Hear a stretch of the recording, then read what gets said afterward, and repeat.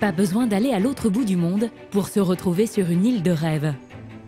La France compte 1300 îles et îlots. Certaines, tout près de nos côtes, sont de véritables paradis. Oh, c'est beau! Le côté sauvage, sans voiture, sans scooter, sans moteur. C'est bien. Si de plus en plus de touristes s'y rendent chaque été, des familles y vivent toute l'année, loin du vacarme du continent. Un cadre de vie quand même exceptionnel. Mais après, moi, je suis pas objectif, de toute façon, je suis née ici. Mais vivre sur une île, ce n'est pas si simple. Ravitaillement, eau courante, soins médicaux, les contraintes liées à l'insularité sont nombreuses. Là, on a 2 jours où on fait rien, où on est en vacances. Voilà, mais bloqué sur l'île. Tu sais, les îles, tout le monde en rêve, peu sont capables d'y vivre. En Bretagne, sur l'île de Bréa, Anne-Laure, 41 ans, a défié toute sa famille pour devenir éleveuse de vaches laitières. Non! C'est la vie que je voulais. Cette Bréatine fait partie des 3 derniers agriculteurs de l'île. Et elle compte bien y arriver coûte que coûte. 3 €, s'il vous plaît. Et elle est ferme, je suis sûre de réussir. Vas-y ma cocotte, réussis. Toujours à Bréa, Eric, 54 ans, a décidé, après 45 ans en région parisienne, de revenir vivre sur son île natale. Bon, bah, la tienne. Hein? Cet ancien steward a tout plaqué pour un projet qui lui tient à cœur. Ouvrir une crêperie alors qu'il n'y connaît rien et convaincre toute sa famille de venir s'installer sur l'île avec lui. Il n'y a pas de magasin et tout, donc c'est loin de tout. Il n'y a pas que les magasins dans la nuit. En Méditerranée, sur l'une des plus sauvages des îles françaises, Port-Cros. Particularité, c'est un parc national, mais 30 personnes y vivent à l'année. Comme Stéphane, 65 ans. Pour la première fois cet été, il va laisser les rênes de son restaurant à sa fille Roxane. C'est une fierté pour son père d'avoir sa fille qui reprend. Pas évident pour la jeune femme de s'imposer. On les appelle les porcs Cro-Magnons, ceux de sa génération, et ils pensent toujours qu'ils ont raison. Dans les Côtes-d'Armor, Nicole, propriétaire de l'île privée de Roquarorn, a décidé de la vendre. C'est un endroit unique, on oublie tout. Quant à Maxime, il a réussi à louer la petite île Louette en Bretagne pour son anniversaire. Là, on demande que juste une chose, c'est que ça continue. Et au Glénan, une famille a trouvé le moyen de passer des vacances de rêve gratuites. Aux vacances, ma bichette. Et au Glénan, hein, quand même. Immersion étonnante dans les secrets de ces îles françaises qui nous font rêver.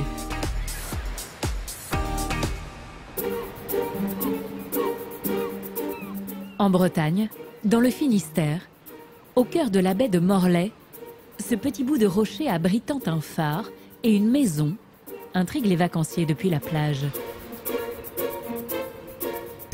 Une île bien étrange. En fait, elle attire l'œil. Elle a un petit quelque chose de mystérieux, parce qu'on a l'impression qu'elle est posée là, en fait. Ça pourrait être très très sympa de dormir, vivre une petite expérience, voir le phare la nuit, tout ça. Ça serait sympa d'y passer un week-end, mais bon, il faut s'y prendre bien à l'avance, hein, par contre, parce que c'est déjà loué pour plus d'1 an, là. Voici l'objet de toutes les convoitises. L'île Louette, avec son phare et sa maison de gardien. Depuis 10 ans, l'Office de tourisme de Carantec, propriétaire de ce petit joyau, a décidé de transformer l'ancienne maison du gardien en gîte. Les demandes explosent.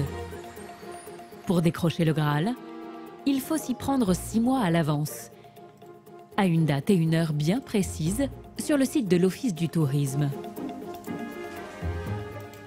On a à peu près 4000 personnes de connectées en même temps le jour J à 10h. Et donc, il y a seulement 100 séjours donc pour 4000 connectés. Donc, on lance les réservations à 10h le matin. À 10h09, il n'y avait plus rien.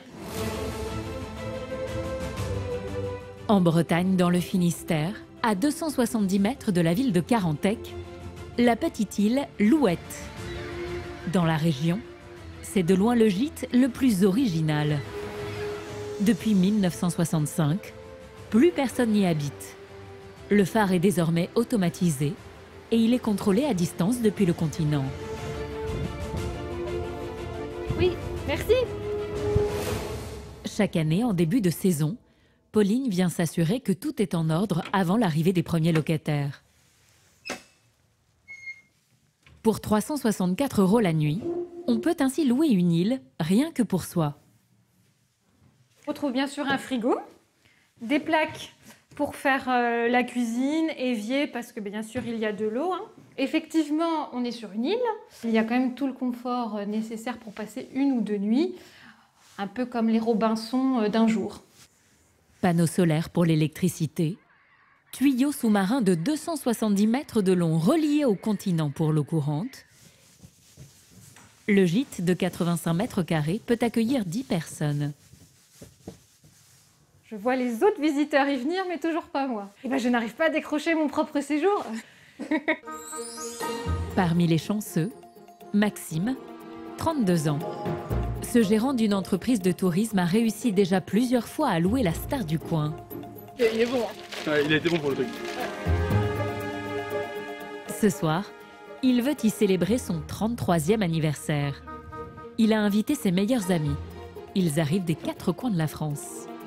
Il faut que chacun ait son sac de couchage, de quoi se nourrir sur l'île, un petit pull pour ce soir. Mais, voilà. Mais bon là, je vérifie, j'ai bien les clés de l'île entre guillemets, donc c'est bon. Parce que là, si j'oublie les clés, je peux vous dire, on est perdu quoi. C'est moi parce que Maxime a réservé l'île pour une nuit. Ses amis ont loué cette navette. Maxime, lui, rejoint son île en kayak.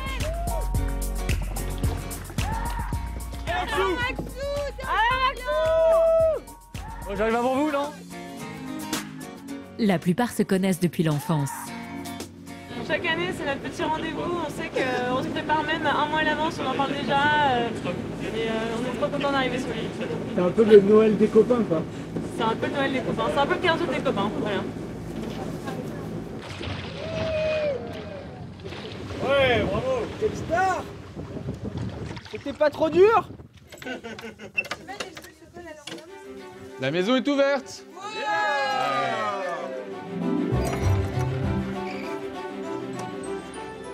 Bon, c'est bon. Répartition des chambres. En tout, 4 chambres. Moi, je fais mieux. Moi, je prends la dépendance cette année. Tu prends la dépendance? Bah, prends Marguerite, toi ici. Bah ouais. Marguerite, on a une chambre. Vous avez la meilleure chambre. Maxime s'est réservé son endroit favori. Alors ça, c'est la chambre nuptiale, comme on l'appelle. Alors, mais c'est la chambre un peu plus indépendante. Et c'est aussi la salle de jeu, la salle de repas quand il fait un peu moins bon. Et si on met la table un peu de côté, on peut aussi en faire une piste de danse. Et là-haut, on a un lit jumeau, mais qui peut faire lit double. Ça reste un confort assez spartiate. C'est aussi le but du jeu, hein, c'est de ne pas arriver dans un palace sur une île. On la joue Robinson Crusoe, on n'a pas d'eau chaude, l'électricité est quand même assez limitée, mais ça fait la beauté de l'événement, la beauté du lieu. Les amis de Maxime l'avaient toujours aperçu de loin. Alors moi, quand j'étais petite, c'était mon rêve d'aller sur l'Îlouette. Franchement, ouais, je pense qu'on s'en souviendra toute notre vie, quoi. Allez, let's go. Et bien évidemment, le rituel, le bain de mer dans une eau à 16 degrés. Ah, je dirais qu'elle est vivifiante. On a des petites plages pour nous, on a l'île pour nous. C'est vraiment le but, c'est de se baigner, de faire le tour de l'île. Là, on a l'alignement des planètes. Là. On attendait le soleil ce matin, bah voilà, on l'a. Ça va être pour peu de temps, mais on l'aura eu quand même. C'est magnifique. Ouais. Il y a un verre de blanc avec. Un verre de blanc, on veut optimiser le moment. Ce soir, Maxime attend d'autres invités. Ils se sont tous coordonnés pour une soirée étonnante sur ce rocher.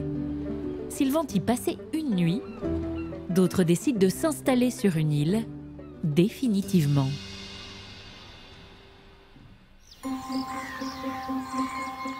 Toujours en Bretagne, à 68 km de là, l'île de Bréhat dans les Côtes-d'Armor. 352 habitants et depuis peu, un 353e. Eric, 54 ans, steward dans une compagnie aérienne, redécouvre les joies de son enfance. Après une trentaine d'années de carrière en région parisienne, il a décidé de revenir vivre sur son île natale. Ça va? Ça va, Eric? Ouais, impeccable. Ce matin, avec son ami d'enfance Yannick, ils s'offrent une virée en bateau comme au bon vieux temps. Impeccable. Le Titanic. Allez, c'est parti. En Bretagne, dans les Côtes d'Armor, à 2 km de Paimpol, sur le continent, Bréa, un archipel à l'abri du vacarme. Bréa et ses 86 îlots et récifs se dressent fièrement. Ces roches de granit rose sculptées par la mer et les tempêtes. L'île principale mesure 3 km². Ce site naturel a été le premier classé de France en 1907.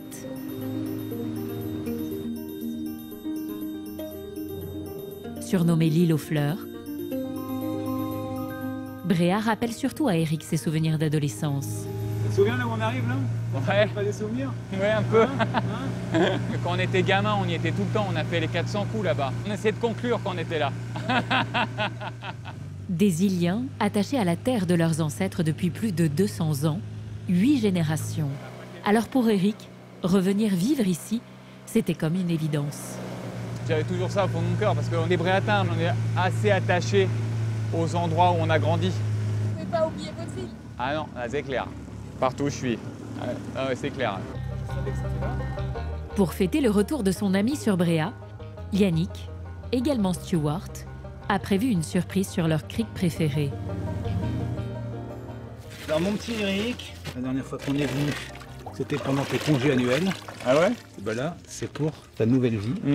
Ah ouais, c'est ça les amis. Le vin, on a l'habitude de les ouvrir à 10 000 mètres d'altitude. Là, on est au niveau de la mer. Et ça, il va pas y échapper, le petit coco. Hein? On m'appelle. Bon, bah la Coco, tienne. voilà. Hein? Panorama. Aujourd'hui, fini les vols long courriers. Eric s'est lancé dans un pari audacieux. Ouvrir une crêperie alors qu'il n'y connaît rien. L'ancien Stewart a cassé sa tirelire, les économies d'une vie, et fait un emprunt pour ce restaurant. Il a acheté les murs et créé un fonds de commerce pour 600 000 €. Salut Arnaud, ça va? Impeccable. Regarde ce que j'ai ramené. T'as de la silicone? Ouais. Ok.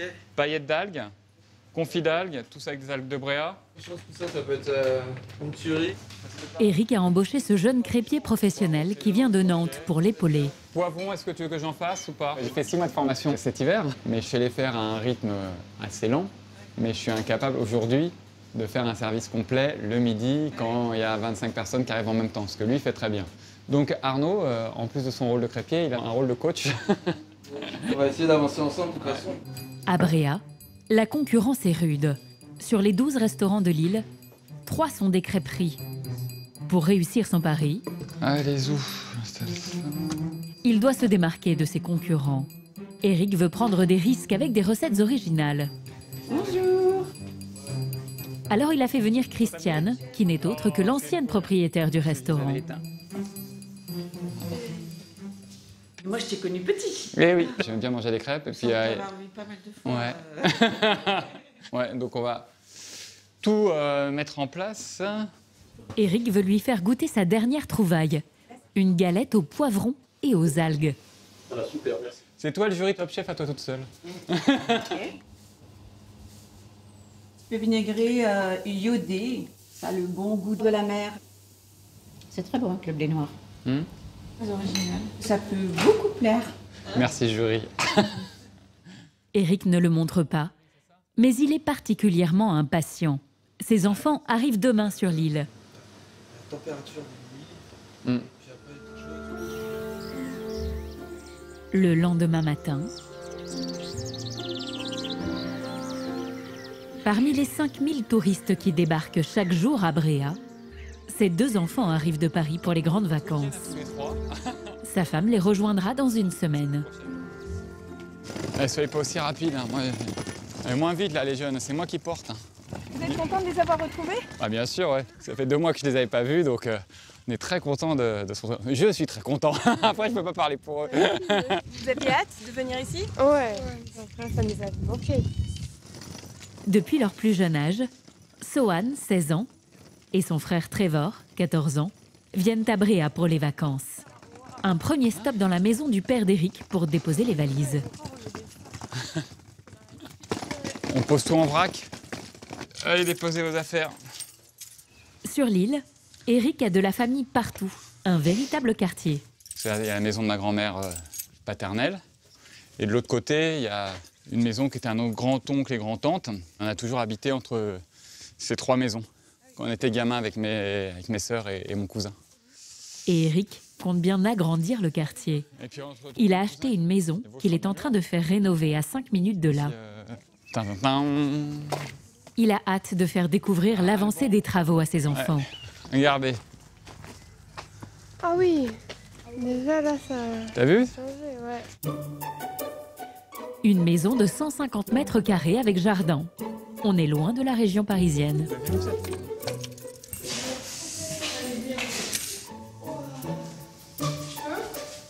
Il n'y a pas d'eau, hein, c'est pas relié encore. Allez hop. À l'étage, 4 chambres spacieuses avec toutes vues sur la mer. Là, la salle d'eau, la chambre de Trevor. Regarde la vue que t'auras, grand. Ça va? Ça te plaît? Tout le monde n'est pas natif du Nil. Éric a acheté cette maison 255 000 € et il a engagé la même somme pour les travaux. Une affaire en or, car les prix de l'immobilier ont flambé sur Bréa. En moyenne, 7 000 € le mètre carré. Éric a pu avoir cette maison moitié moins chère.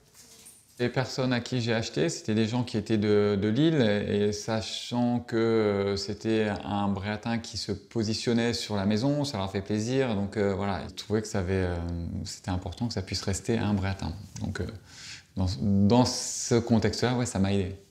Avancer. Donc ça, c'est notre chambre à maman et à moi. Les enfants semblent apprécier. Mais quant à s'y installer à l'année, ce n'est peut-être pas pour tout de suite. On sera vieux. Quand on aura, je pense, 60 ans. Ouais, qu'il a fait papa tant qu'il est. Content des travaux? Éric veut désormais leur faire découvrir son nouveau lieu de travail.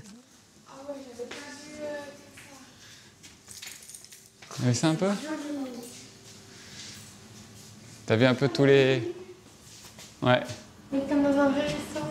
C'est un vrai restaurant, je te rappelle, c'est pas une dînette. Tu te souviens de la réaction quand je t'ai annoncé que j'allais faire une crêperie? Tu dis quoi? Tu rigoles, papa. T'as un super boulot Air France. Tu vas aller faire des crêpes? Ça n'a pas la tête.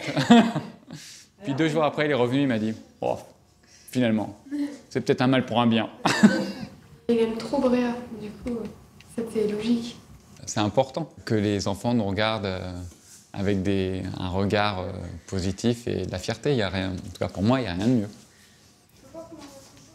Pardon? Éric se donne l'été pour réussir à lancer sa crêperie. Pour ça, il compte sur les vacanciers. À Bréa, 70% de l'activité dépend du tourisme. Ils sont jusqu'à 5000 visiteurs par jour au plus fort de l'été. Et les 3/4 des maisons sont aujourd'hui des résidences secondaires. Mais il reste sur l'île des irréductibles qui s'accrochent à leur bout de terre. Hé, Anne, ton chien! Avec son tracteur, Noël, 79 ans, est devenu une attraction sur Bréa.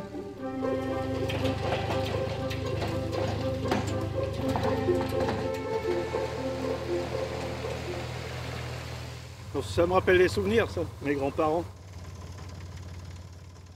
Agricultrice depuis son plus jeune âge, cette Bréatine pur jus suscite l'admiration de sa fille Anne-Laure, 41 ans. Elle est dans son élément.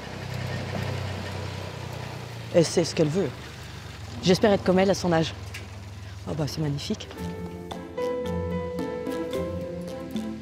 Après avoir passé 20 ans dans l'hôtellerie-restauration sur l'île, Anne-Laure a décidé il y a 1 an de se lancer elle aussi dans l'agriculture. Elle a repris l'exploitation familiale, laissée en sommeil depuis 10 ans. Tu vas secouer le foin ou pas cet après-midi? Je secoue en premier le foin, après je passe le plateau si tu veux. Noël est à la retraite, mais elle a bien du mal à rendre son tablier. La retraite, ben ça, on connaît pas ça. Je vais être méchant, c'est la mort des gens. Ah, mon Dieu. L'agricultrice travaillait avec ses 2 sœurs, dont Ernestine, 88 ans. Le père d'Anne-Laure est aujourd'hui décédé. Dans cette famille, on est agriculteur depuis 5 générations. Voilà, la famille avec le tas de foin comme on faisait autrefois. Là, moi je suis là. Albert, ma mère, mon père derrière. Des Bréatins, attachés à la terre de leurs ancêtres depuis 400 ans. Aujourd'hui, les 2 sœurs touchent une petite retraite. La maison et leurs 12 hectares de terrains agricoles sont estimés à presque 1 million d'euros. Mais pas question de s'en séparer. Non mais il faut que je le rappelle. On vous a déjà proposé de racheter vos terres? Il ne viendrait même pas à l'idée de nous aborder. Pourquoi? Parce qu'ils savent très bien que c'est pas pensable qu'on prenne quoi que ce soit. Pour nous, c'est sacré. C'est notre vie. Ah bon? Paradoxalement, Noël est partagée sur le choix de sa fille. Elle sait à quel point être paysan est dur, alors elle s'inquiète. Vous êtes fière de votre fille ou pas? On dira ça dans quelques temps. C'est vrai? Laissons-la assumer déjà. Faut être courageuse, c'est tout. Et ne pas avoir peur des déboires éventuels. La seule chose que je lui reproche, c'est de ne pas en avoir parlé avant. Tu m'en aurais dissuadé? Oui, ça c'est sûr. Voilà. Ça, je suis certaine. Enfin, bon, c'est son plaisir. La seule chose que j'espère, c'est qu'elle réussira. La jeune femme fait partie des 3 derniers agriculteurs de l'île. Malgré la dureté du métier, le peu de revenus que cela génère et les contraintes liées à l'insularité, elle veut aller jusqu'au bout et montrer à sa famille qu'elle en est capable.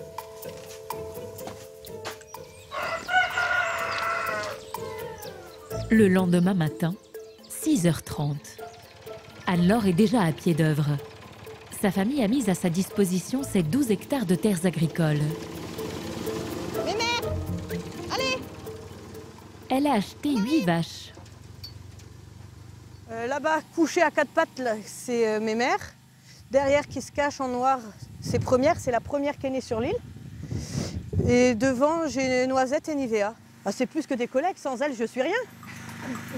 Pour les traire, Allez, en place. Non. la seule éleveuse laitière de l'île a investi dans un chariot de traite mobile. Elle produit ainsi 70 litres de lait par jour. Ça y est, c'est fini! Une nouvelle vie. Être enfermée toute la journée, ce n'était pas son truc. Ah bah, les dernières années, j'étais au bureau, donc c'était pas ce qu'il y avait de mieux comme cadre, hein, d'être sur un bureau face à un écran. Et il a sa chance. Ah bah, il est joli mon écran, même si le temps n'est pas là. C'est la vie que je voulais. Et elle se donne les moyens. Anne-Laure a suivi une formation de 9 mois proposée par la Chambre d'agriculture. Elle a ensuite fait un emprunt de 80 000 € pour ce laboratoire de transformation. Ça, c'est l'herbe qui donne cette couleur. Un crédit conséquent sur les épaules. Et aujourd'hui, elle n'arrive pas encore à se dégager de salaire. Ah, c'est un gros pari. Hein. Je sais très bien que j'ai 4-5 ans de compliqué et qu'après, une fois que tout sera installé, tout bien rodé, ça ira mieux. Il y a 50 ans, il y avait une vingtaine d'agriculteurs sur l'île. Aujourd'hui, ils sont en train de disparaître. Ah, c'est perdurer une tradition qui était en train de se perdre. Sur Bréa, il n'y avait plus de ferme laitière. Il n'y a presque plus d'agriculture. Tout est passé en tourisme. Chez elle aussi, Anne-Laure a bien du mal à trouver du soutien. Elle a 3 enfants. Coucou, Loulou. Dont Enzo, 7 ans. Bien dormi? Oui. Son mari, Raphaël, a mal réagi quand elle a quitté son poste de réceptionniste dans un hôtel-restaurant sur l'île. J'étais pas d'accord. Hein. Non. Pourquoi? Parce qu'il y avait une place nickel, quoi. Et ça vous a fait un peu peur? Ouais, parce que la maison était payée et tout. On va dire, on repart pas à zéro, mais parce qu'il a fallu quand même raser le vieux bâtiment, refaire un bâtiment, faire un labo, faire... Il faut être costaud. Heureusement, Raphaël a gardé son travail. Aujourd'hui, la famille vit essentiellement sur son salaire de 1 800 € net par mois. Il a depuis 22 ans sur Bréa un métier original. Dans cette ancienne citadelle militaire du 19e siècle, voici les verreries de Bréa. Raphaël est artisan verrier. Dans cet atelier, ils sont 8 comme lui à fabriquer des lustres et des boules d'escalier. Là, il est en train de faire un bouton de porte. On est surtout spécialisé les boutons de porte, boutons de meubles, boules d'escalier. C'est un tube qui est soufflé, enroulé sur lui-même, et après on reprend du verre transparent pour emprisonner le décor. Raphaël est originaire de Champagne et c'est son travail qui l'a emmené sur l'île. C'est comme ça qu'il a rencontré sa femme. Étonnant, ces boules en verre fabriquées sur cette petite île sont exportées aux 4 coins du globe. Des produits haut de gamme qu'on retrouve par exemple dans des palaces au Qatar ou à Dubaï. De son côté, 2 fois par semaine, Anne-Laure se rend sur le petit marché de Bréa. On n'y trouve que des produits locaux. Du lieu jaune, de la lotte, turbo barbu. 9,30 € s'il te plaît. L'agricultrice y vend son lait, son beurre et sa crème fraîche. Pas suffisant pour en vivre. Voilà. Merci, bonne journée. Vous aussi. Merci. Mais elle a une idée pour se dégager un revenu supplémentaire, faire des glaces. Comme Éric le crépier, elle compte sur les touristes. Bréa reste préservée, mais il existe en France des îles qui résistent encore plus à la civilisation. En Méditerranée, voici l'une des plus sauvages et secrètes des îles françaises, Porquerolles. Dans le Var, à 40 minutes en bateau du port de Hyères, cette petite île de 7 km² a une particularité. C'est un parc national. Aucune voiture et même pas de vélo. Seulement 30 habitants. Parmi eux, Stéphane, 65 ans, une figure du village. Vérifie matos pour tout le monde, c'est bon? L'air? C'est bon. Parfait, nickel. Ce natif de Porquerolles est propriétaire du seul club de plongée, de cette chambre d'hôte et de ce restaurant. Chaque été, il emmène les touristes à la découverte des fonds marins exceptionnels de son île. Allez les gars, c'est parti. Pointe de la galère. Qui n'en est pas une. Il n'y a que le nom. Ces fonds marins sont classés meilleure destination de plongée d'Europe. Les gars, prenez votre temps. Il y a pas mal de poissons sous les roches de style rouget, mostel, en pleine eau, du mérou, de la dorade. OK pour tout le monde? Ce territoire sous-marin appartient aussi au parc national. Un sanctuaire de 29 km², soit la taille de la ville d'Orléans. C'est la vie sous-marine la plus riche et la plus variée de tout le littoral français. 180 espèces de poissons. Le seigneur des lieux est le mérou brun. Mais on trouve également des murènes,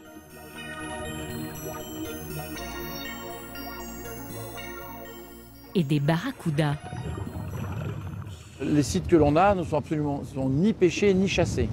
Et donc la nature reprend ses droits. C'est préservé et donc on retrouve à 90% la Méditerranée endémique. On avait vu un bon barracuda au début. Et puis après mérou, murène. Du début à la fin, on a vu plein de choses. C'est un congre d'une dimension comme ça. Là, c'est une roche. Dès que vous levez les yeux, c'est l'aquarium. Et le soir, à Porquerolles. Voilà, tu vois, tu perds le point bêtement, je te l'ai dit là-haut. Voir le dernier bateau de touristes partir. Nickel chrome. C'est ce qu'attend Stéphane, comme les habitants de l'île. Ah ben toi, t'es pas bonne, hein? Oh là là! La journée, ils sont 1200 personnes. Le soir, ils passent à 30. De quoi profiter de l'espace public, comme s'ils étaient dans leur jardin. Alors, c'est pas très gentil parce qu'ils nous font vivre, mais qu'est-ce qu'on est bien quand ils sont pas là. On est chez nous, on a l'impression que la propriété nous appartient. On va faire le bois, on va faire ceci, on va faire cela. On a l'impression d'être chez nous, dans toute l'île. Plus que des voisins, c'est une famille. Ça se chamaille comme des frères et sœurs. Ferme ta gueule, Jean-Camille. Il y en a 2, 3. T'en as qu'un, espèce de tricheur. Ben qu'est-ce qu'il fait lui? Mais là, ça y est, il a des boules toutes neuves, il se croit tireur d'élite. C'est la marque de l'insularité. Ouais, oui, et plus tu gueules fort, plus tu es entendu. Ils ont tous grandi sur ce caillou de la Méditerranée et ils verront les mêmes têtes toute leur vie. Et voilà! Voilà, elle a retrouvé son jeu, ça y est. Vous ennuyez jamais ici?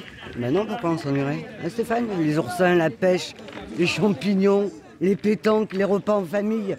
On s'ennuie? Jamais de la vie. Jamais. Ils sont tellement agités du citron, comme on dit, qu'on rigole. Quand même. Et justement, leur rituel, c'est de poursuivre la soirée dans cette grande maison. Celle de Frédéric. Sa famille est arrivée à Port-Cros en 1921. C'est l'une des plus vieilles bâtisses de l'île. Là, c'est un salon, un peu salon d'été, parce que, en fait, au départ, c'était surtout une maison d'été. Tout est simple, tout est resté dans son jus, quoi. Ça, c'est tout des tableaux de copains. Et ça, ce sont des amphores qui ont été ramassés par mon mari, ses frères. À l'époque, on avait le droit de le faire. Et c'est toujours sur sa terrasse. Bonjour la compagnie, tout va bien? Que la bande des Port-Crosiens se réunit. Tu viens au QG de Port-Cros? Oui, c'est la conciergerie parce qu'on est en hauteur, masqué par la vigne. Donc c'est surtout la baronne là-bas, elle voit tout. On joue au boule. Le premier qui Et puis après, oui, ça nous permet de lui dire du mal du voisin, sans être vu. Ici, c'est un peu le village des Gaulois, dont les ancêtres ont tous des liens de parenté. On est une grande famille, il y a des liens. Regarde, tu prends le père de Lalo, c'est le parrain de ma mère. Tu prends la mère à Stéphane, donc la sœur de Monsieur Buffet, du papa de Lalo, c'était la marraine de ma mère. Même eux ont du mal à s'y retrouver. Ah oui, c'est la marraine de ta mère. Micheline, c'était la marraine des jumelles, oui. Et Monsieur Buffet, le parrain des jumelles. C'est vrai que toutes les familles qui sont là depuis un nombre, au moins 5 ou 6 générations. Voilà à quoi ressemblait Port-Cros au début du XXe siècle. À l'époque, 3 familles se partageaient l'île. Ils étaient une 50aine d'habitants. Parmi eux, beaucoup de pêcheurs. Depuis toujours, ce caillou de la Méditerranée fascine les aventuriers et les artistes, tels que Blaise Cendrars ou André Malraux. Ils trouvaient à Port-Cros un lieu d'inspiration. Tu sais, les îles, tout le monde en rêve, peu sont capables d'y vivre. Les gens ne voient que la face ensoleillée de la médaille, mais ils ne voient pas le revers. C'est l'isolement, c'est une vie qui est des fois rude, tu es isolé, on n'est quand même pas si nombreux que ça. C'est sûr, si t'aimes pas la solitude, t'es mort. Ouais. La solitude, mais pas seulement. Ici, comme sur toutes les îles, il faut savoir être prévoyant. À Port-Cros, pas de médecin et une mauvaise couverture réseau pour Internet et le téléphone. Roxane, la fille de Stéphane, qui a un bébé de 2 mois, a rendez-vous demain chez le pédiatre. Elle a avancé son départ d'1 journée, car elle craint d'être bloquée sur l'île.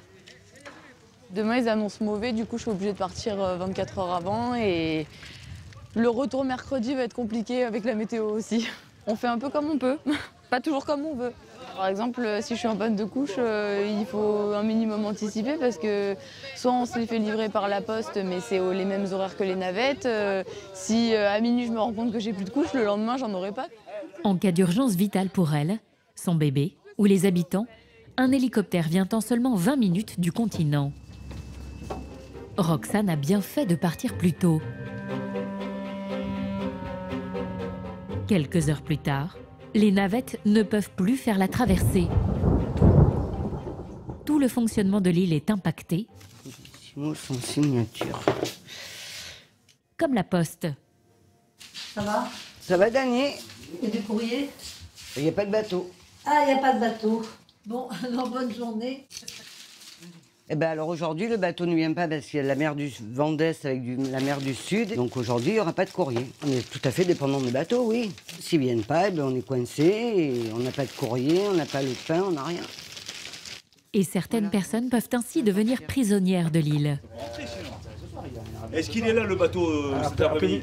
Ah oui, ce soir il revient. Ah non, à 12h40 il est là? Non, mais ce soir. Non, il a annulé. Oh, sans me déconner, il n'y a pas de bateau, ils sont tous en panique. Impossible d'arriver ni de repartir.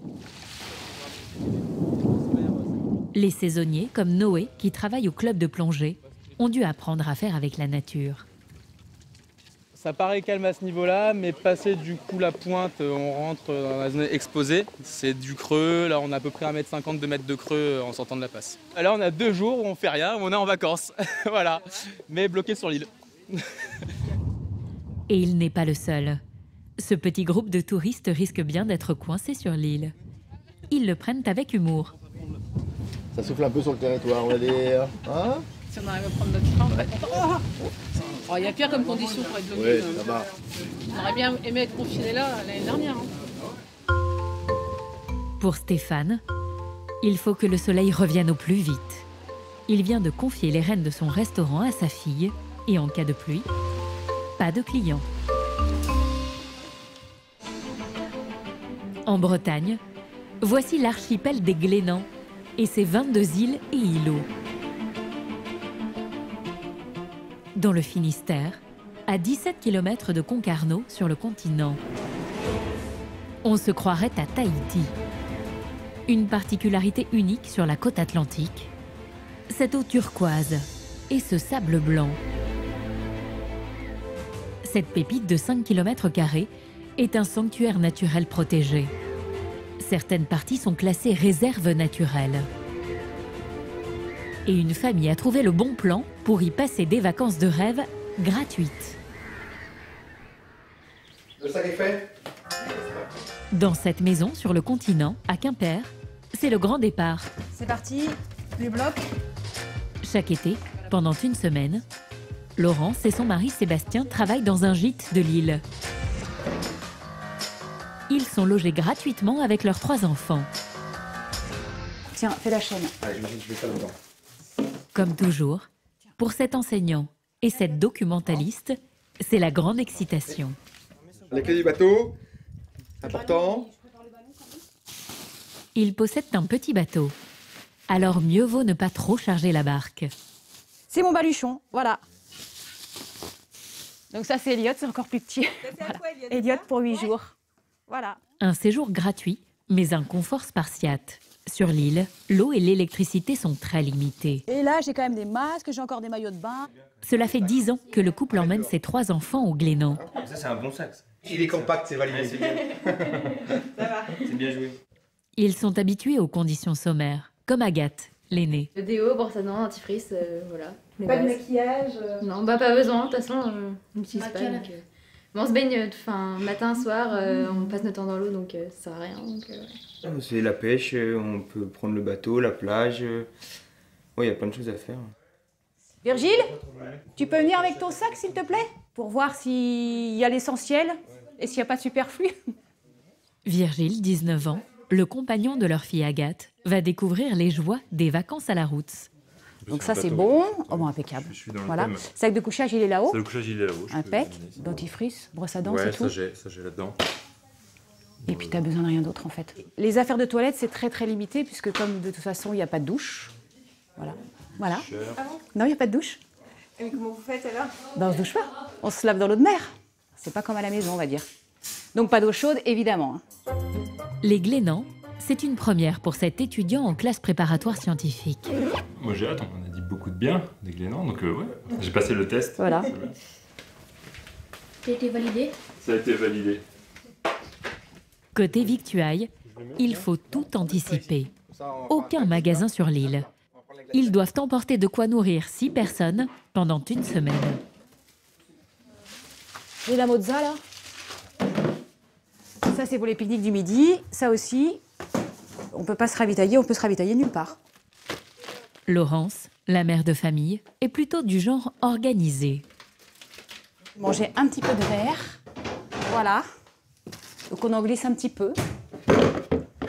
Pour survivre sur l'île, 3 caisses bien remplies, 120 litres d'eau et... on espère manger du poisson de la pêche des enfants et puis les araignées aussi. Voilà, c'est parti.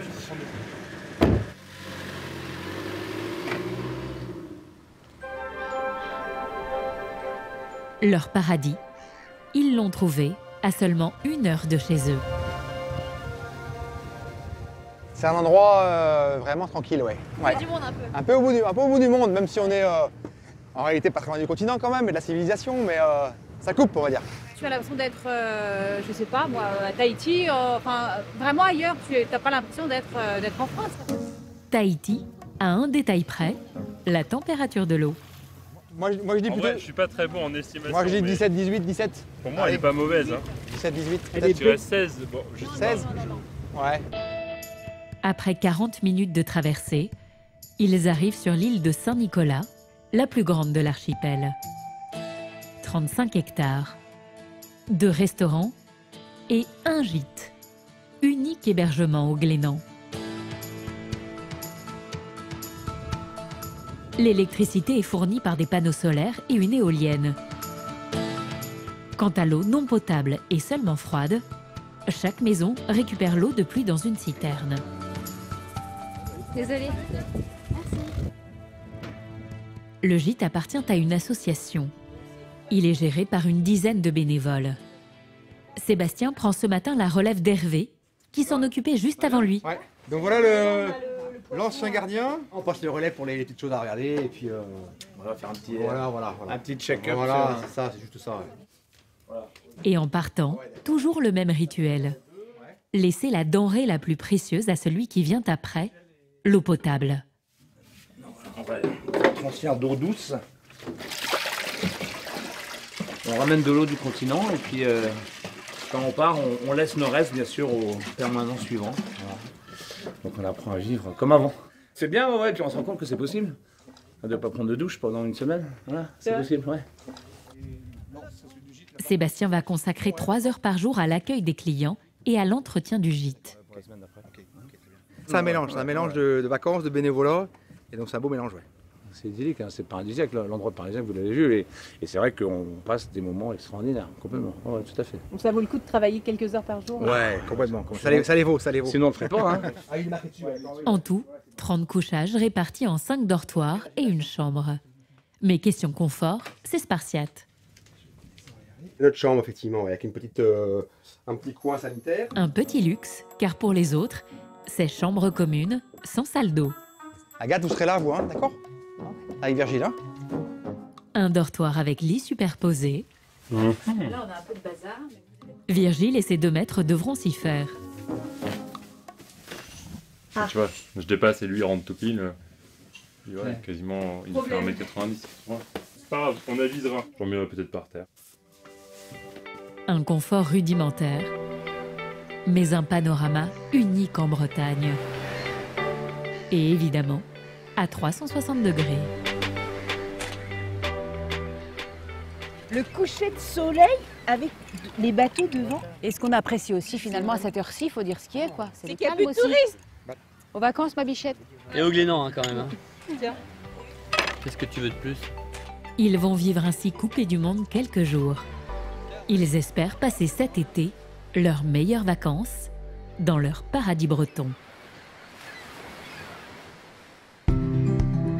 Retour dans le Finistère, sur la petite île Louette.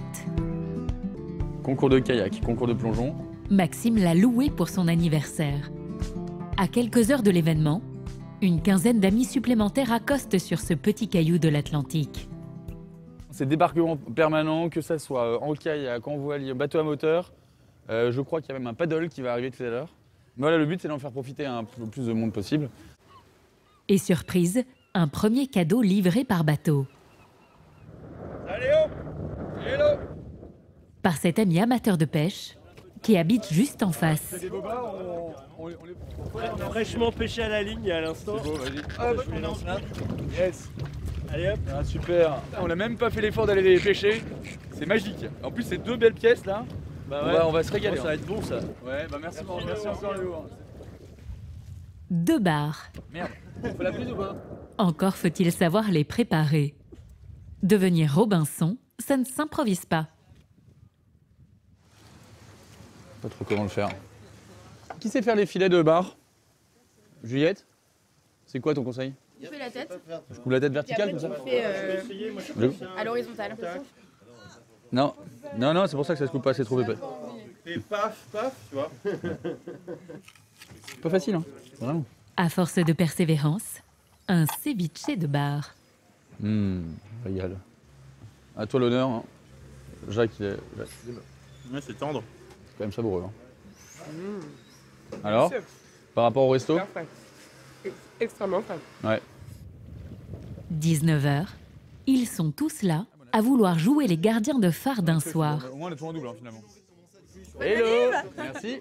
Bah, bienvenue sur l'île. Hein. Merci beaucoup. Avec plaisir. Bonne année, mon Maxou. Merci, mon Pab.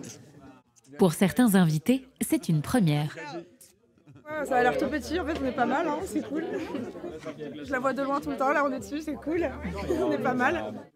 Et là, on va aller sur le toit de l'île, entre guillemets, et voir la vue, en profiter. Faites attention aux ronces, s'il peut y en avoir. Et ça vaut vraiment, vraiment le détour. En fait, on s'en rend pas compte quand on vient sur une île, mais il y a aussi de l'escalade. Hein. C'est mer et montagne ici.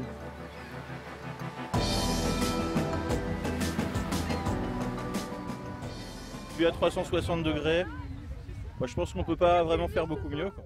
Là, c'est un classique, c'est le coucher de soleil en haut de l'île, c'est incontournable. Alors là, on demande que juste une chose, c'est que ça continue.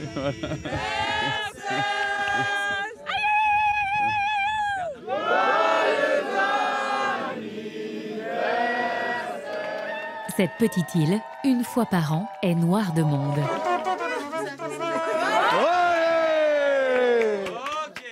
J'espère que vous kiffez déjà. Ça, c'est beau. Hein, il pleut pas, donc j'espère que vous kiffez encore plus. Pour certains, c'est une parenthèse, ça va être qu'une fois dans leur vie. Pour moi, c'est la 5e fois et peut-être que ça le sera encore d'autres fois derrière. Et toujours avec un peu d'émotion.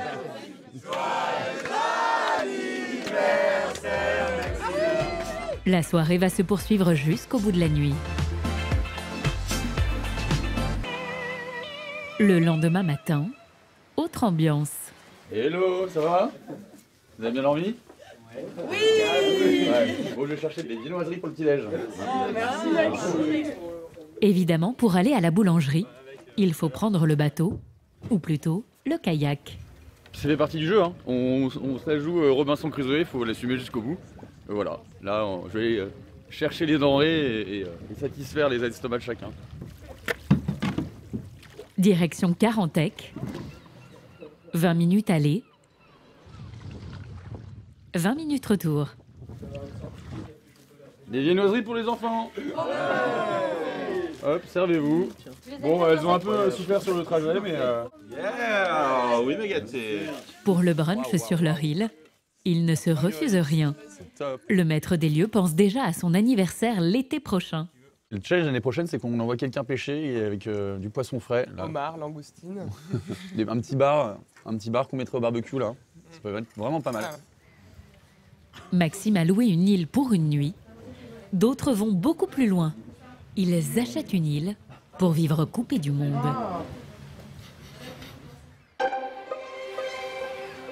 En France, il existe une 50aine d'îles privées.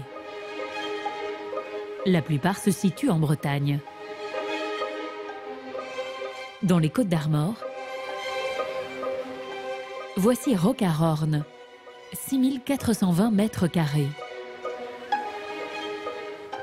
Une ancienne île douanière à 10 minutes en bateau du continent. Dans la baie du Trieux, ce rocher à 1,5 km de l'Esadrieux. Au milieu, cette maison construite en 1758. Nicole, 66 ans, est la propriétaire des lieux. Ça y est, le soleil est là, superbe. Ça, c'est du vrai grand beau temps breton. Cette Parisienne y passe toutes ses vacances depuis 25 ans. C'est une véritable carte postale. C'est un endroit unique, on oublie tout. C'est pas une île au milieu du Pacifique ou en pleine mer. On a l'impression d'un bateau qui sort de l'estuaire. Cette gérante de société commerciale à la retraite a acheté cette île avec son mari, un ingénieur, en 1993. Voilà, petits escaliers, petits ponts. Rien n'existait à la base. Un petit sentier que nous avons créé nous-mêmes. Ça permet de faire le tour de l'île tranquillement. Son mari aujourd'hui décédé, Nicole a décidé de vendre l'île. Un choix douloureux. Roquarorn, c'était son refuge. Ça, c'est la guérite ou guitoun. Les douaniers se positionnaient à l'intérieur pour surveiller l'horizon. Pendant 200 ans, les douaniers se sont relayés sur cet îlot. Selon une légende, certains peu scrupuleux y jouaient les pirates. Pour survivre, ils faisaient les naufrageurs. Les naufrageurs sont des gens qui allument des torches pour faire croire qu'il faut passer de ce côté-là pour éviter les cailloux. Donc ils allumaient des torches et les bateaux se fracassaient sur l'île. Donc ils récupéraient l'alimentation pour eux-mêmes. Et puis, bon, au fur et à mesure, d'autres qui constituent le trésor et qu'ils ont mis dans un endroit qu'on n'a jamais découvert sur l'île. On n'a rien trouvé, donc au suivant. Et un tel trésor, Nicole et son mari en auraient eu bien besoin. Quand ils ont acheté l'île, la maison était dans un état pitoyable. La seule chose d'origine, c'est la cheminée. C'était une petite maison toute sombre, puisque c'était là-bas, il n'y avait pas d'ouverture sur la baie vitrée. Alors il y avait des pièges à rats, des rats. Impossible d'y habiter en l'état. Le couple a fait installer sur l'île l'eau et l'électricité, avec des câbles sous-marins. Voilà, donc là vous pouvez monter tranquillement. Les escaliers, il n'y a pas de trous, ce qui n'était pas le cas à l'époque. Alors là, on avait une toute petite chambre. Il y avait en fait un lit avec des trous dans le plancher. Et ça a été refait. 3 ans de travaux pour 110 mètres carrés tout confort. 2 chambres, une salle de bain, une cuisine. Un véritable havre de paix. Voilà. Quand on est à marée haute, de grande marée, l'eau arrive dessous, on n'a jamais essayé, mais en fait on peut pêcher, on peut essayer de pêcher. Quand la mer est en colère, la nuit, vous entendez, ça frappe les rochers, c'est extraordinaire. Aujourd'hui, Nicole est particulièrement émue. Un agent immobilier doit arriver. Elle a passé ici 23 ans de bonheur avec son mari, mais Roquarorn est devenu trop lourd à porter. Pour cette mission, elle a choisi Peter, un agent immobilier spécialisé dans les biens d'exception et les îles privées. Un Anglais aux airs de James Bond. L'île est proposée à la vente 1 575 000 €, frais d'agence inclus. Bonjour. Bonjour. Comment allez-vous, monsieur Boss? Très bien, merci. Un petit point, ça va? Vous avez fait bonne traversée? L'agent est accompagné d'un marin du coin qui est également le concierge de l'île. Si, un petit peu. Peter a déjà fait quelques visites. Le client qui habite en Suisse et qui est très intéressé par la propriété n'a malheureusement pas encore réussi à vendre sa maison. Et il a eu un coup de cœur? Ouais. Sur place, tout le monde est enthousiaste et après, à la maison, ils vont peut-être réfléchir sur la vie de tous les jours, si c'est pratique, si on peut y habiter toute l'année. Il se vend en moyenne 1 à 2 îles privées en France chaque année. Peter a réussi à vendre celle de Lavrac, près de Bréa, à un riche industriel belge. 10 hectares et cette maison de 150 mètres carrés pour 3 millions €. Mais outre ces prix très élevés, les îles privées ont souvent du mal à se vendre. Ça ne convient pas pour tout le monde. Ce sont des gens qui font souvent du bateau, qui rêvent de l'environnement maritime et qui cherchent le calme. Alors je suis confiant qu'on va pouvoir trouver la bonne personne dans les semaines qui vont suivre. Il n'y a pas de souci. Mais pour l'instant, pas d'offre ferme. Pour séduire de potentiels acheteurs, Peter prend de nouvelles photos. Nicole espère que d'ici la fin de l'été, Rock à Horn aura trouvé son nouveau Robinson.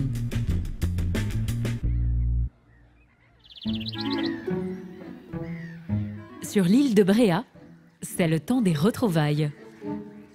Eric, l'ancien steward devenu crépier, a retrouvé sa femme Isabelle, arrivée la veille. Alors heureux?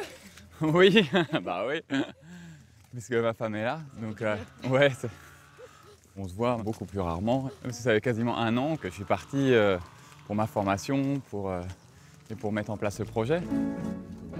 Cette hôtesse de l'air vit en région parisienne avec leurs 2 enfants. L'espoir secret d'Eric, que tous viennent habiter avec lui à Bréa. Ce matin, un couple d'amis et leurs enfants arrivent de Paris. C'est leur première fois sur Bréa. Salut les jeunes, ça va? Ça va bien? Le grand plaisir d'Eric, faire découvrir son île aux nouveaux arrivants. D'accord. Visite guidée privée. Un décor de carte postale sur l'île aux fleurs, avec l'agapante, le symbole de Bréa. Vous avez de la chance parce qu'elles viennent de s'ouvrir. Pour protéger cette faune et cette flore, les voitures sont interdites. Seul moyen de se déplacer, c'est à vélo ou à pied. On va passer par un chemin de traverse entre 2 murs. On a l'impression de passer dans une propriété, mais non, c'est pas le cas. Voilà. Et après, on va passer le long d'un champ. Isabelle a beau connaître l'île, elle ne s'en lasse pas. Bon, j'aime beaucoup le contact de la nature et ici, c'est un endroit exceptionnel pour se reconnecter aux éléments. Et l'élément essentiel sur une île, c'est bien évidemment la marée. Sur la plage préférée d'Eric, pas de chance. Oh bah, les dents. C'est marée basse. Et il nous manque la mer. Bah là, il faut bien choisir son heure. Hein. Ouais, c'est ça. Ouais. Moi, je préfère marée haute quand même. Oui, moi aussi. Là, on voit toutes les algues. Moi, je trouve que ça fait canyon, mais bon, voilà. Pas de mer et un vieux bateau échoué. Les amis d'Eric sont un peu perplexes. Là, on va remonter. Il faut que je passe à la crêperie parce que comme j'attends une livraison. La crêperie d'Eric a ouvert il y a 2 semaines. Mais à 1h30 du service de midi, problème. Ok, ça marche, on fait comme ça. Ses courses sont restées sur le continent. Elles devaient arriver ce matin. Les problématiques des îles. Eh oui, parce que nos fournisseurs doivent le déposer sur le continent, après ça prend un bateau et après il y a les tracteurs. Donc il faut vraiment que ce soit bien calé. Et là, ils se sont ratés d'une journée. Donc ça, c'est un peu gênant, parce que si j'ai pas de matière, je peux pas faire de vente. S'il manque des produits, Eric devra envoyer sur le continent un de ses employés. 3 heures aller-retour selon l'horaire des navettes. Alors état des lieux avant le coup d'envoi. On a les pommes, on a pommes, champignons. Ouais. Poivron, tiens le coup encore. C'est ce que j'avais dit à toute l'équipe au départ. Hein. Première année de rodage. Et justement, il est midi. Les premiers clients rôdent du côté de la crêperie. Là-bas, celle de 4, c'est ça? Ou celle-là? Voilà. Je vous en prie. Impossible aujourd'hui de proposer ces nouvelles recettes. Ils ont juste de quoi tenir le service du déjeuner. Alors, je vais avoir une Marie Anglais et une pétrelle, s'il te plaît. La glace vanille, par exemple, a été remplacée par celle au café. Alors, monsieur, la belle Hélène sans la boule vanille, puisqu'on est en rupture de stock, c'était bien ça? Parfait. Bon appétit. Les clients ne se rendent compte de rien. C'est l'embarras du choix. Très bon et très complet. Et justement, rapidement, le restaurant affiche complet. Ça commence bien. Un premier service complet, donc ouais, ça commence bien. Il faut que ça dure. Rien n'est jamais acquis. Tenir un restaurant sur une île, ce sont des problématiques en plus. Pour ouvrir sa crêperie le soir, Eric doit loger ses 4 employés. La dernière navette pour le continent part à 20h.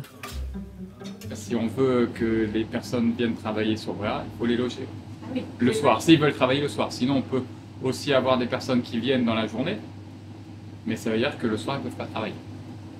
Donc on est obligé de fermer son resto. 3 de ses employés sont logés chez sa famille. Et son cuisinier, Arnaud, lui, dort sur place. C'est très pratique. J'ai déjà refusé un emploi justement parce qu'il n'était pas logé, quoi. Et là, c'est juste ici. En plus de son salaire de 1 600 € net par mois, il est nourri et logé par Eric dans cette chambre de 30 mètres carrés. Et du coup, c'est super grand, du coup. C'est ça qui est superbe. Voici mon antre. Voilà, quoi. Une chambre et une salle de bain privative. J'ai accueilli ma famille un petit peu, quoi. Du coup, mon père, mon frère, ma soeur et ma mère, ils sont tous venus. Et puis à Bréa, en plus de ça, tout le monde était content de venir, quoi. Et l'île est fantastique. Le service du midi est terminé. Quelques heures de répit pour Eric, qui emmène sa famille à la plage. Il venait ici se baigner lorsqu'il était enfant. Ah oui, on va se mettre là. Allez-y. Un petit bain va être salutaire. C'est le petit moment en famille, là? Voilà. Ouais, c'est rare, donc on en profite. Voilà. Let's go. Ouais. Comme toujours en Bretagne, une crique de rêve et une eau très froide. Ouais. Une douceur de vivre loin de l'agitation du continent. Et c'est bien ce qui pose problème à Sohan.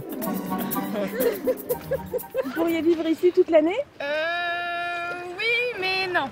Oui, parce que c'est trop bien, mais non, parce qu'il n'y a pas de magasin et tout, donc c'est loin de tout. Donc Il n'y a pas que des magasins dans la vie. Bah oui, mais ça compte quand même, tu peux rien faire sur un coup de tête ou quoi, tu dois tout prévoir à l'avance. C'est pas pratique en fait. Justement, ce qui est bien, c'est qu'on soit isolé. Trevor, lui, s'inquiète des trajets en bateau qu'il devra faire tous les jours pour aller au collège sur le continent. Le collège, je dois prendre la vedette tous les matins, tous les soirs, plus après le bus et tout, c'est trop long. Enfin déjà, ça veut dire que tu te lèves tôt, puis tu rentres tard, t'es fatigué. La seule à envisager ce projet de vie pour l'instant, c'est sa femme Isabelle. Vous pourriez venir vivre ici alors? Oui, je pourrais. J'étais quand même une grande citadine, mais je le suis de moins en moins. Ouais. C'est vrai qu'avec le Covid, on prend conscience quand même de l'importance d'être au contact de la nature, Des choses simples. Oui. Et vous en avez convaincu 1 sur 3. C'est déjà pas mal. Puis c'est surtout celle qui va rester le plus longtemps avec moi, parce que eux deux, ils sont amenés à partir dans quelques temps. On va nager un peu? Dans une semaine, Isabelle et les enfants repartiront en région parisienne. Eric garde l'infime espoir que ses enfants puissent encore changer d'avis. À l'autre bout de l'île, dans l'une des dernières fermes de Bréa, Anne-Laure, agricultrice, a une idée pour vivre de son métier. Fabriquer des glaces avec son lait. Alors elle vient d'investir dans cette machine 45 000 €. On va espérer que cet été va être très chaud et que les gens vont venir m'acheter la glace. Avant de les vendre, l'agricultrice a convié toute sa famille à une dégustation test. Mais il y a assez de chaises? Ils sont venus en force. Son mari, Raphaël, son fils, ses 2 grandes filles qui habitent sur le continent, et les plus durs en affaires, sa tante Ernestine, et surtout, sa mère. Par quoi on commence? Du coup, je vais vous faire goûter le chocolat. Grâce à ces glaces, Anne-Laure espère se dégager un complément de revenus.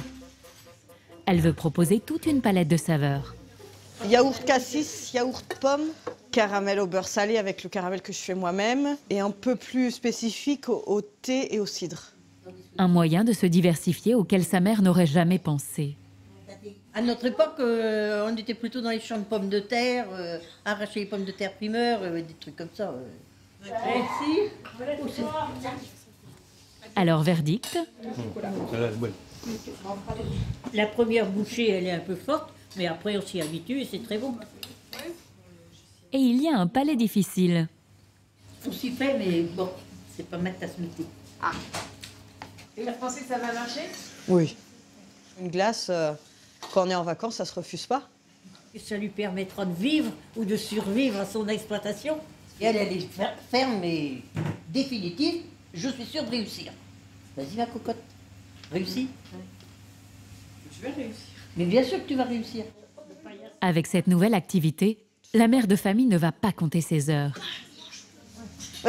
Merci d'être venu goûter aux glaces. Mais c'est le prix à payer pour réussir à toucher un salaire. En plus, avec l'insularité, Anne-Laure doit toujours jongler avec son planning. Le lendemain, on est mercredi. C'est la journée marathon de la semaine. Avec son fils, elle va sur le continent. Allez hop, zouf, c'est parti. Enzo, ton goûter après le judo, ta gourde. Si Enzo va à l'école élémentaire sur l'île, Allez, moi je vais chercher ma trotte. il y a peu d'activités sportives. Enzo a son cours de judo et Anne-Laure va en profiter pour faire le plein de provisions. Comme tous les mercredis, c'est la course. On court pour aller et on court pour le retour. Hop. Allez, zouf, les caddies. Hop. À ce soir. Bien sûr, il y a quelques magasins sur l'île, comme cette petite supérette. Mais les prix y sont en moyenne 20% plus chers que sur le continent. Le transport de la marchandise par bateau se répercute sur les prix. Pour aller sur le continent, Anne-Laure doit s'adapter au rythme des marées, de la météo et des horaires de navette. C'est pas quand on veut, comme on veut. Il est dans combien de temps le bateau? Dans une demi-heure, mais la mer est basse, donc faut pas trop traîner. Hop, allez. À marée basse, elle doit marcher 10 minutes de plus, car le bateau est plus loin. C'est pas comme les bus sur le continent, dans les villes où ça passe, vous savez que ça passe tous les quarts d'heure, donc si vous loupez, vous savez que vous allez attendre qu'un quart d'heure. Nous, c'est systématiquement 1 heure. Ça va, on est dans les temps. Chaque jour passé sur le continent est rentabilisé au maximum. Quand il y a des rendez-vous à prendre, je vais les prendre le mercredi pendant qu'Enzo est au judo. Comme ça, je perds pas de temps. Et on a optimisation du temps de travail. Avance. Tant pis, si tu loupes ta vedette, tu n'iras pas au judo. Pour le bateau, les Iliens ont une réduction. 5,20 € l'aller-retour. C'est 2 fois plus cher pour les touristes. Voilà. Merci. Bonjour. Pour remplir ses caddies une fois par semaine, c'est toute une acrobatie. Et si Anne-Laure veut aller au cinéma le soir ou faire une sortie entre amis sur le continent, elle doit s'organiser. La dernière navette pour Bréa part à 20 h. Cinéma, tout ça, les copains, s'ils sont sur le continent, c'est toute une organisation en fait. Il faut avoir chez quelqu'un pour dormir. Et après, à côté de ça, on a la tranquillité, on a la nature. Après 10 minutes de traversée, sur le port de l'Arc-Ouest, Anne-Laure a tout prévu. Elle a acheté une voiture d'occasion et une place de parking dans ce garage tout près de l'embarcadère. Déjà qu'on dépend des horaires de bateau, si en plus il faut dépendre des horaires de car ou de quelqu'un, c'est plus la peine.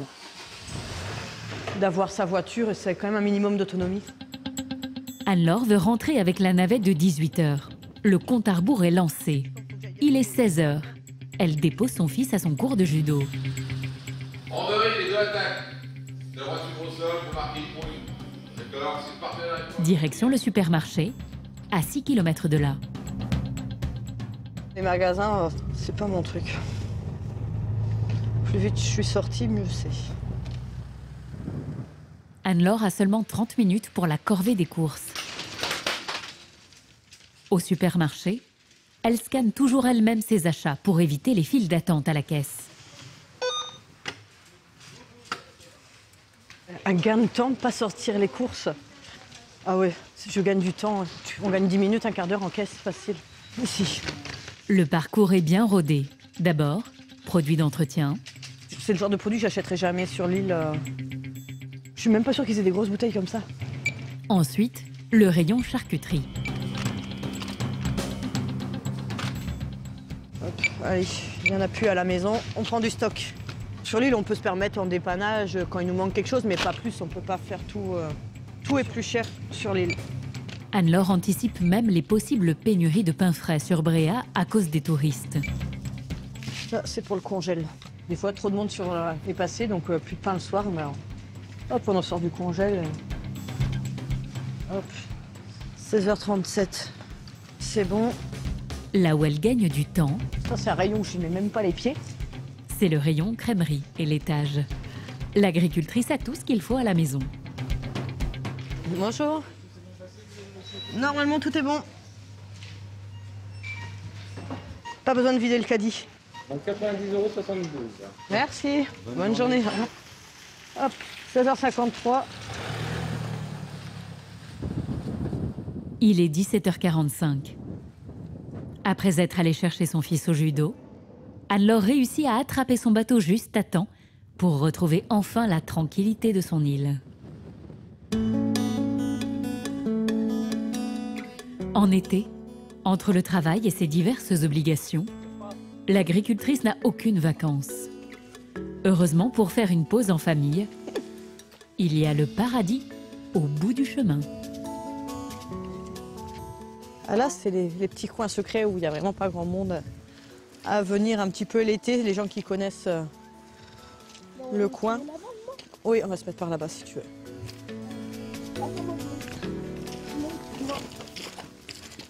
L'idéal, c'est de venir le soir.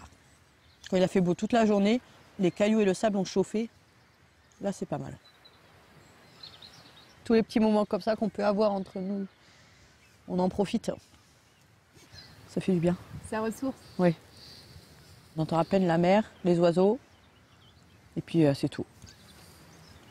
Voilà. Un cadre de vie quand même exceptionnel. Oui. Mais après, moi, je suis pas objective, de toute façon, je suis née ici.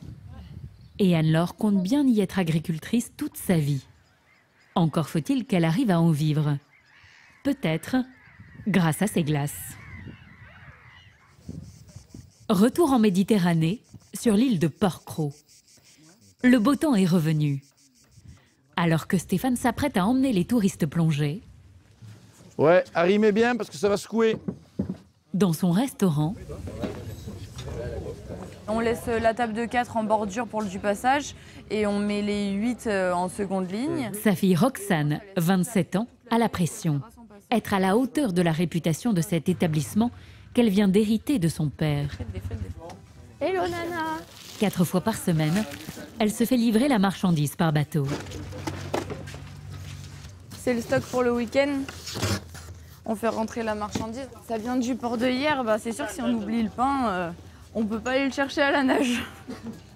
Comme tous les Porquerolliens, Roxane dépend des aléas de la météo et donc de l'arrivée des bateaux. C'est ce qu'il faut se dire sur la vie sur une île. Il doit arriver du personnel. Tant qu'il n'est pas sur l'île, il peut ne pas arriver. La marchandise, tant qu'elle n'est pas ici, elle peut ne pas arriver. Donc il faut tout anticiper, il faut toujours en avoir un peu sous le coude. C'est bon?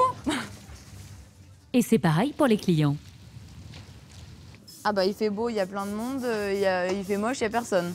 La météo a l'air pas mal, donc on attend les premiers clients. Ah, j'ai pas marqué les prix. Son restaurant peut accueillir jusqu'à 60 personnes. Ah maintenant il n'y a plus qu'à. Il y a un petit peu de monde sur l'île, donc on espère qu'ils viendront nous voir. Celui que Roxane tient à rassurer, c'est son père, Stéphane.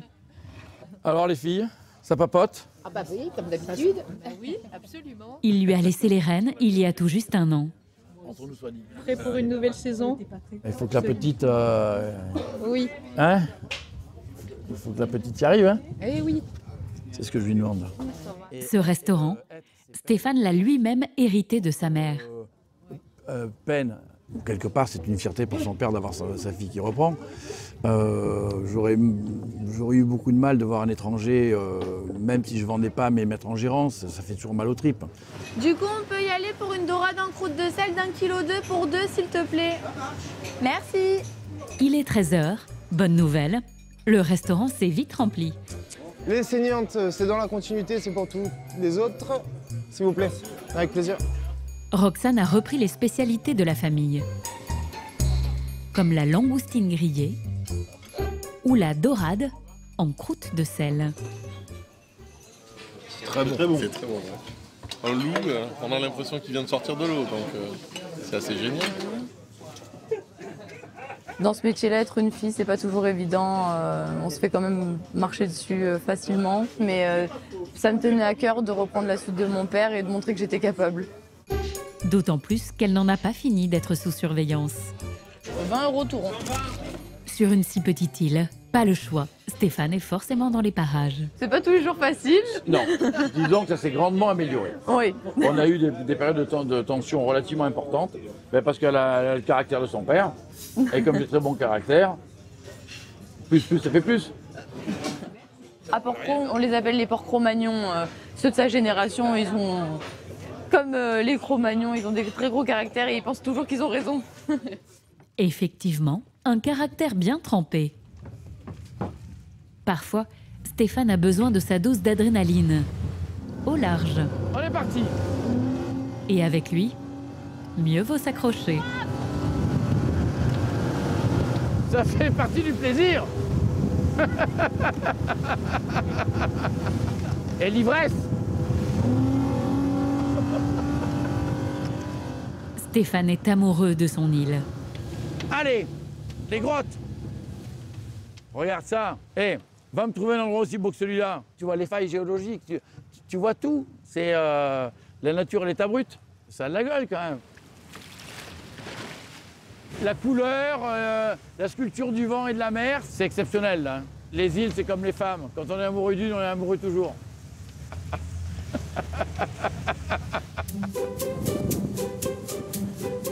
Une île hors du temps. Et les touristes viennent pour cette nature à l'état brut. En été, ils sont jusqu'à 1200 à débarquer chaque jour sur l'île. La plupart pour la journée. Comme ce groupe de copines et leurs filles qui habitent Dunkerque. Tu vois, on vient de là. C'est bon. C'est bon, voilà, c'est ça. Des années que Julie, pharmacienne de 46 ans, en entend parler. Elle espère que le résultat sera à la hauteur de ses espérances. Que la plage du Sud, c'est faisable. Tu mets 30 minutes. Ouais, ouais. Moi, j'adore ce type de chemin pour aller à la plage. 2 plages existent pour les touristes. Le seul moyen de s'y rendre, évidemment, c'est à pied. Ah, c'est génial. Là, on est dans l'authentique pur. Ouais. Le côté sauvage, sans voiture, sans vélo, sans scooter, sans moteur. C'est bien. Oh, c'est beau! C'est magnifique. Vraiment. Oh, un petit paradis sur On aurait terre. envie de rater le bateau. On garde une authenticité qu'on n'a plus sur la Côte d'Azur. Surtout l'été, il y a trop de monde et là, on a l'impression de se ressourcer. Une vraie bouffée d'oxygène, ça fait du bien. Allez, allez, ça se mérite. Non mais est-ce que tu vois une plage? Depuis 2000 ans, les civilisations se sont succédées sur ce joyau de la Méditerranée. On y trouve des vestiges de l'ère romaine, du Moyen-Âge. Et depuis 1963, Port-Cros a été classé parc national. Voilà, on a la végétation qui repart. Là, on voit qu'elle a eu un peu d'eau. Le parc emploie une 50aine d'agents, car l'île regorge de trésors. 180 espèces endémiques qu'on ne trouve que sur l'île. Et les gardes nationaux forestiers ont l'œil pour les repérer. C'est une araignée de la famille des mygales. Donc elle n'a pas une toile qui est aérienne. Elle fait un tube en forme de cocon. Et quand elle a besoin de se nourrir, elle se met à l'entrée, elle lève la petite porte. Et dès qu'il y a un insecte qui passe, elle le happe. Cette étrange araignée n'existe qu'à Port-Cros. Il y a aussi le faucon pèlerin. Afin de protéger cette faune et cette flore, les restrictions sont draconiennes. Interdiction de construire, de camper et évidemment, pas question de laisser le moindre déchet. Si on laisse les papiers s'accumuler, plus personne n'aurait de scrupule à le jeter. On est là pour profiter du paysage. On ne peut rien ramasser et rien cueillir. La plus grande crainte de ces agents, ce sont évidemment les touristes. Les Dunkerquois ont repéré cette petite entrée sur la mer, encore déserte. Oh si, oh là là. Ça fait un bien fou en fait. Mais ça va, j'ai les copines. Elles sont sous le charme. Ça va, Anso? Ah, c'est top. Moi, j'adore. Pourquoi? C'est vrai? Le paysage, la mer qu'on peut se baigner parce qu'à Dunkerque, c'est un peu plus compliqué. Je pourrais venir toutes les vacances. Mais s'y installer à l'année, c'est une autre histoire. Effectivement, tout est concentré dans le village.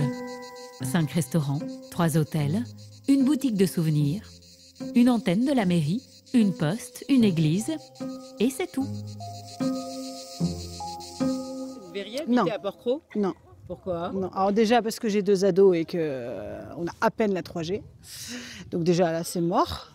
Et puis après, j'ai pas vu de pharmacie d'ailleurs ici, je crois pas qu'il y en ait. Voilà. Donc déjà ça c'est un problème. J'ai pas vu de boulangerie non plus. Ouais non ça commence à... Non, je peux pas. Non, je peux pas. Et avant leur bateau prévu ce soir, elles retrouvent dans le restaurant de Roxane leurs maris qui ont fait de la plongée. C'est juste parfait, hein. Parfait, une petite bouteille de rosé, un bon plat et un beau paysage. Voilà. Quant à Roxane, elle espère réaliser d'ici la fin de l'été le gros de son chiffre d'affaires et se montrer ainsi digne de la confiance de son père.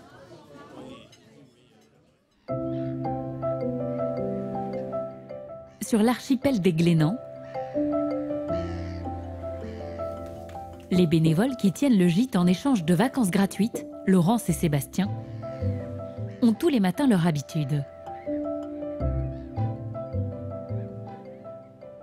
On va aller se réveiller dans l'eau. Et après, on prend notre petit déj plus tard. Pas besoin de marcher bien loin pour rejoindre le bord de mer. À moins de 100 mètres de part en part, que des plages de rêve. Là, c'est les moments calmes parce qu'il n'y a pas encore de passagers qui ont débarqué. Donc, c'est les moments super calmes. Il est 9 h du matin. Encore 2 heures sans les touristes. Elle est bonne! Ça réveille et puis ça vit ici, ouais. C'est des petits moments sympas, ouais. Ouais. On peut se baigner sur une plage tout seul et puis... Des petits moments privilégiés quand même. Voilà. Ouais. L'occasion aussi de faire un brin de toilette. Car sur l'île, l'eau douce est très rare. On se rince un peu, Ouais, c'est un peu la douche, ouais. On enlève la sueur. De leur côté, leurs 2 fils et le compagnon de leur fille, Virgile, rentrent de la pêche. Tu veux voir? Ah ouais, un peu de maquereau, ouais, d'accord. C'est bien. Ouais, c'est bien, ils sont beaux. Ouais. 6 maquereaux. Virgile n'en a pêché qu'1. Ils sont pas trop contents apparemment. Ouais. Ça aurait pu être mieux, mais bon, c'est déjà ça. C'est un peu la tête Virgile. Ouais, je crois qu'il en a pêché qu'1. Du coup, pas rien lui dire là ce matin. Laurent, je viens te montrer le fruit de notre pêche. Eh ben c'est chouette, c'est super. Super bien. Ça va compléter la pêche d'hier. Voilà, et voilà, on a notre repas. C'est pas beau ça? Donc bon, allez, demain les vieux à la pêche et les jeunes au bain. Et au balai aussi après alors. L'enthousiasme de Laurence remonte le moral des troupes. Il est 11 h. Les premières navettes accostent. Chaque jour, l'été, 2000 touristes se déversent sur la toute petite île de Saint-Nicolas. Ça y est, on est là. Jeanne et sa fille Simone, 16 ans, arrivent de Paris. Pour profiter pleinement de l'archipel, ces Parisiennes ont réservé dans le gîte tenu par Sébastien. Bonjour. Donc c'est Jeanne, c'est ça? Jeanne et Simone. Parfait. Elles vont rester 3 nuits, c'est le maximum autorisé ici pour chaque client. Je sais pas, moi celui-là je le sens bien là. Oui, en fait c'est ce que j'allais dire. Ah bah voilà. On a qu'à dormir dans le même lit. Ah non. C'est super. Et chaque dortoir a ses propres toilettes. C'est les toilettes sèches, ça n'est Cunégonde. Et donc chambre 3, donc vous serez devant là, comme ça. Voilà. Cunégonde. Voilà. Ça s'appelle comme ça? Oui, c'est ça. Oh la classe. Et de là, c'est marrant. les 2 rondes. Oh puis on a une vue en plus Les 2 rondes. extraordinaire. Vue sur le ciel. Ça fait partie aussi Génial. du folklore? Oh les toilettes pas particulièrement mais... c'est effectivement une aventure. Une expérience inédite, à seulement 15,50 € par nuit et par personne. Eh ben merci beaucoup. Bah de rien, bonne installation. Hein, Ça voilà. marche. Hein. À peine arrivés, la mère et la fille veulent profiter de cette Polynésie bretonne. Et on on reviendra se baigner quand il n'y aura personne. D'accord? Ça te dit pas? Ce paysage de lagon unique en France attire la foule. Alors Sébastien, le bénévole du gîte, et sa famille prennent le large. Attention, il y a des méduses. À la fin de leurs vacances, ils ont un rituel. La pêche aux araignées de mer. Je vais avoir chaud. Moi j'adore ça, depuis que je suis toute petite, je le fais, depuis que je sais nager quasiment quoi. C'est papa qui nous a appris donc. Aujourd'hui, Agathe va initier Virgile, son compagnon. Un examen symbolique pour faire partie du clan. En vrai c'est pas simple parce que la carapace se fond vraiment parfaitement avec le décor. C'est la même couleur que les algues et les rochers. Du coup c'est hyper dur à voir. Oh la vache. Fastidieux pour cet étudiant qui n'a encore jamais plongé. Agathe, on met les palmes dans le bateau ou... Il y a de l'eau qui est rentrée dans la combi, c'est normal? L'archipel des Glénans, c'est l'un des sites de plongée les plus réputés de l'Atlantique. Oursins, sèches et aussi phoques gris. Il faut descendre encore plus, à 3 mètres de profondeur, et s'enfoncer au milieu des algues pour voir apparaître le trésor qu'ils convoitent, les fameuses araignées de mer.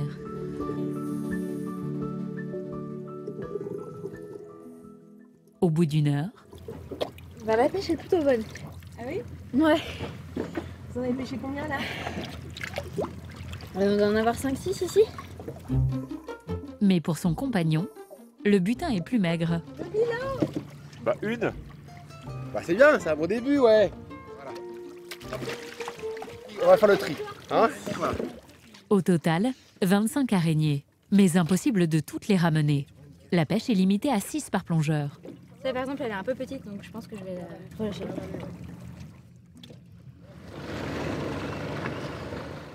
Voilà. Bon alors, et toi, t'as pêché aussi? Ah bah ouais, écoute, ouais. Je laisse les jeunes faire. Ouais. Des joies simples, à savourer en famille. Bah ouais. Et ces moments si précieux pour Sébastien et ses proches, Ouais. ça n'a pas de prix.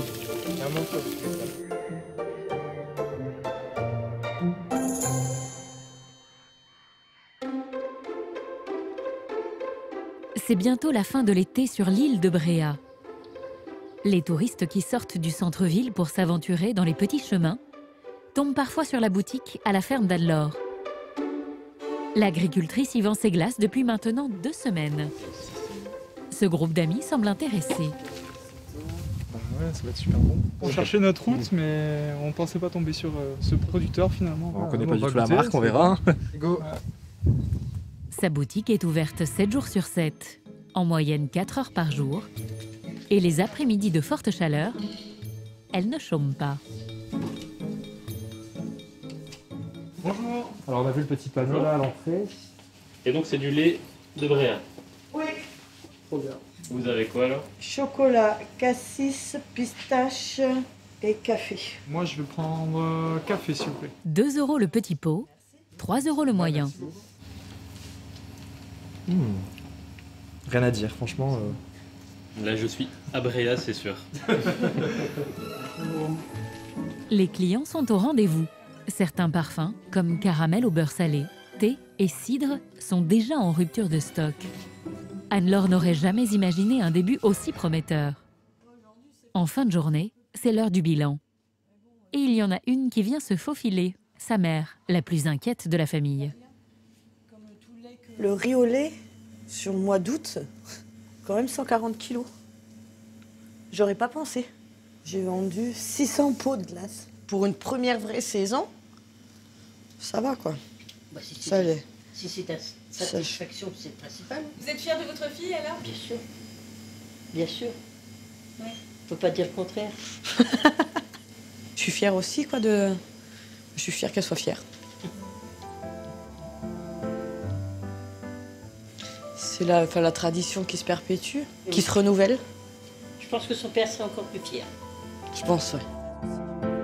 Pour répondre à la forte demande, Anne-Laure compte sur ses 3 nouvelles génisses nées l'année dernière pour produire sur son île encore plus de lait. Bonne nouvelle également du côté de l'île privée de Roquarorn. elle a finalement trouvé un nouvel acquéreur, un Français qui a souhaité rester anonyme. Nicole, la propriétaire des lieux, est venue avec sa sœur et son beau-frère pour faire ses adieux. J'ai une équipe formidable qui m'aide. L'île a été vendue meublée. Nicole l'avait achetée en 1993 avec son mari, aujourd'hui décédé. Tout ce qui est sentimental est emporté. C'est choisi avec amour par mon mari. Vous voyez, c'est ma priorité de déménagement. Ça sera les chalutiers de mon mari. Une île, rien que pour eux, c'était leur rêve.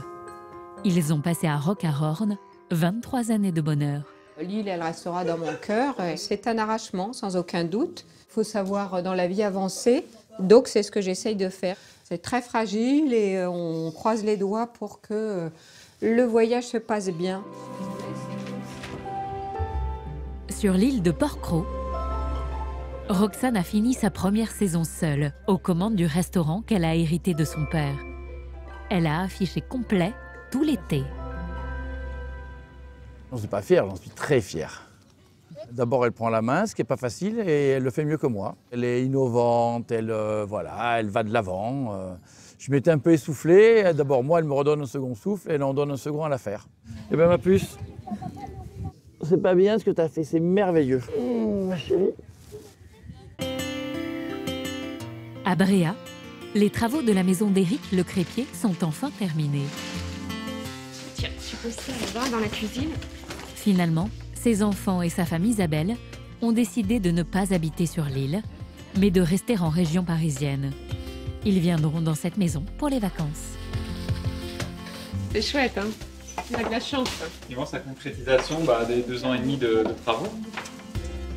Demain, les enfants et sa femme prennent le train pour Paris. Alors ce soir, dernier moment en famille chez l'oncle et la tante d'Éric. Salut tout le monde! L'occasion aussi de fêter la première saison d'Éric à la tête de sa crêperie. Les clients ont répondu présent. De quoi envisager l'avenir sur Bréa plus sereinement. Ce que tu as fait, c'est en si peu de temps, c'est vraiment bien. C'est impressionnant. Pour quelqu'un pas du métier. Si tu avais un rêve et tu l'as fait, tu es allé jusqu'au bout et je trouve que c'est courageux. Et c'est chouette. C'est très mignon. Ça vous touche? Ah bah évidemment. Quant aux enfants d'Éric, leur avenir sur Bréa va peut-être s'écrire avec le temps. Ils partiront vivre leur vie, ils reviendront voir leurs parents, ils viendront voir ceux qui sont là. Peut-être un jour ils prendront une crêperie ou feront autre chose, je ne sais pas. Mais ils reviendront. Bréa, on y revient toujours. Ouais, à nous tous, à la famille quoi. Ouais, à la famille. Éric a décidé d'habiter sur Bréa 7 mois par an, durant la saison. Mais à long terme, il espère vivre toute l'année sur son île préférée avec sa femme, une fois que les enfants seront grands.